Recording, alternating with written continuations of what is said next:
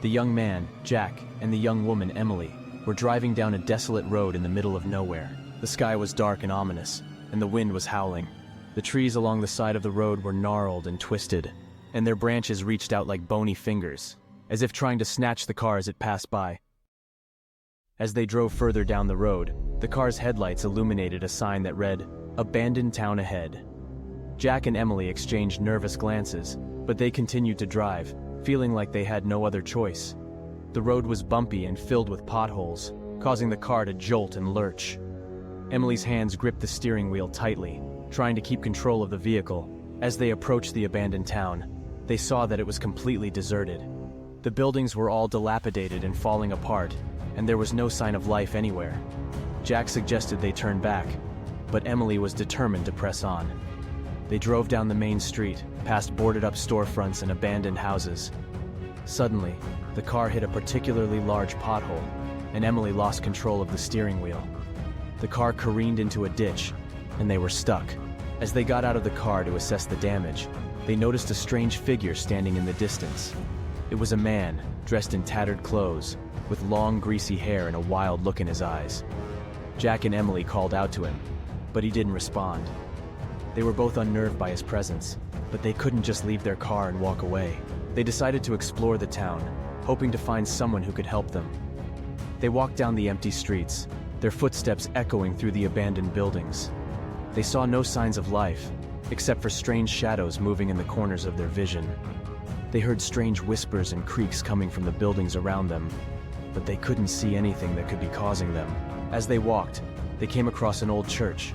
The door was slightly ajar, and they peered inside. The air was thick with dust, and the pews were covered in cobwebs. In the dim light, they saw a figure sitting in the front row. It was an old woman, dressed in black, with her head bowed in prayer. They approached her cautiously, but as they got closer, they realized that something was wrong. Her skin was gray and mottled, and her eyes were milky white. She wasn't praying. She was dead. Jack and Emily ran from the church, their hearts pounding in their chests. They knew they had to get out of the town, but they didn't know how. They retraced their steps, trying to find their way back to their car, but the town seemed to have changed. The streets twisted and turned, and buildings that they had passed before were now gone. They felt like they were trapped in a nightmare, and they couldn't wake up. They heard the sound of footsteps behind them, and they turned to see the man they had seen earlier. He was closer now, and they could see that he was holding a large knife. They ran as fast as they could, but he was gaining on them. They turned a corner and found themselves face to face with a group of people. They were all dressed in black, and they had a wild look in their eyes. Jack and Emily realized too late that they had stumbled upon a cult. The cult members surrounded them, and they were forced to their knees. The man with the knife stood in front of them, grinning maniacally. He raised the knife and brought it down towards Jack's throat.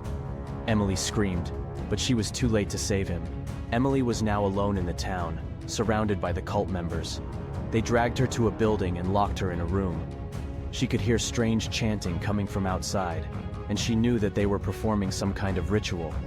She was terrified, but she refused to give up hope. Hours passed, and Emily was still trapped in the room. She heard a strange scratching sound coming from the walls and ceiling, and she realized that there was something else in the room with her.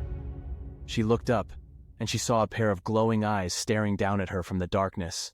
She tried to scream, but her voice caught in her throat. The scratching grew louder, and Emily realized that whatever was in the room with her was trying to get in. She searched the room frantically, looking for something to defend herself with. She found a piece of broken glass and held it tightly, ready to use it if necessary. Suddenly, the door burst open, and the cult members rushed in. Emily swung the piece of glass wildly, but it was no use. They overpowered her and dragged her outside. They took her to the center of town, where they had set up a large bonfire. Emily realized that they were going to sacrifice her to their dark god.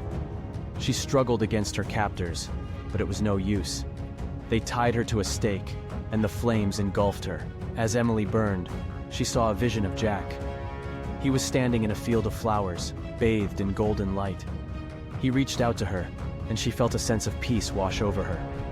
The pain of the fire faded away, and Emily knew that she was finally free. The cult members watched as Emily burned, their faces twisted in ecstasy. They believed that they had pleased their dark god, and that he would grant them power and favor. But as the flames died down, they realized that something was wrong. The air grew colder, and a sense of foreboding filled the town. They heard strange whispers and saw shadowy figures moving in the darkness. The cult members tried to flee, but they couldn't. The town had become a prison, and they were trapped inside. They saw the spirits of those they had sacrificed, and they knew that they were doomed. They heard the sound of footsteps approaching, and they turned to see the figure of Emily. She was no longer burning, but she was wreathed in flames. Emily walked towards the cult members, her eyes blazing with an otherworldly light. They tried to run, but she was too fast. She touched them with her fiery hands, and they screamed as they burned. The town was consumed by flames, and the cult members were no more. As the town burned, Emily disappeared. Jack's spirit appeared next to her, and they walked away from the flames, hand in hand. They knew that they were finally free, and that they could rest in peace.